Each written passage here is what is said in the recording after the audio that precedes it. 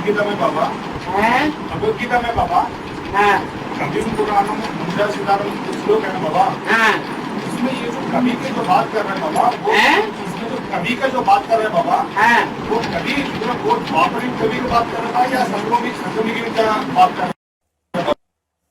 Student, Baba, there is a shlok, Kavim Puranam Anushasitaram, in the Bhagavad Gita. Does the word Kavi, that is poet, mentioned in it refer to the Copper Age poet or the Confluence Age poet? कोई भी कवि हो, कवि जब कविता करते हैं तो भाव विभोर होते हैं या नहीं होते? It may be any poet. When a poet pens a poem, does he become emotional or not? भावनाहीन हो करके कविता करते हैं या भावना में विभोर हो करके कविता करते हैं? Does one write poems without any emotion or does one write poems in an emotional state? That is bhav vibhor.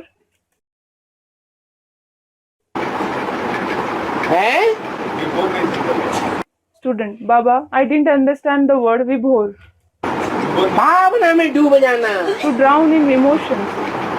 भावना में डूब करके कविता करते हैं कि भावहीन कविता करते हैं? Do they write poems by drowning in emotion or do they write poems devoid of emotions? भाव में डूब जाते हैं। They drown in emotions. जैसे कहते हैं वियोगी होगा पहला कवि। For example, it is said, Viyogi होगा पहला कवि, आह से उपजा होगा ज्ञान। आह से उपजा होगा ज्ञान, निकल कर नैनों से चुपचाप बही होगी कविता अनजान।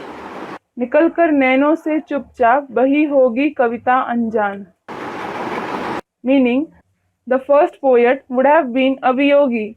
The knowledge might have emerged from his mourn. A poem might have silently flowed from his eyes unaware. ये कौन सी युग की बात है? It is about which age? संगम की? Someone said, the confluence age. Of the confluence age? ये द्वापर युग की बात है। This is about the copper age. द्वापर युग में ऐसे कवि होना शुरू हुए जो वियोगी हो गए। Such poets who became viyogi started emerging from the copper age. पहले अपनी आत्मा में आत्मा के स्वरूप को परमात्मा के रूप में देखते थे। Earlier, they used to see the soul, the form of their soul within the supreme soul. वही आत्मा वही परमात्मा। The soul is same as the supreme soul. मैं आत्मा ज्योति बिंदु, मेरे बाप भी ज्योति बिंदु। I am a point of light soul and my father is also a point of light. और द्वापर में आके भूल गए। And they forgot it after coming to the copper age. तो जो पहले भूला वो वियोगी हो गया पहला कवि। The one who forgot it first, that viyogi became the first poet, जिसे कहते हैं व्यास। who is called Vyas.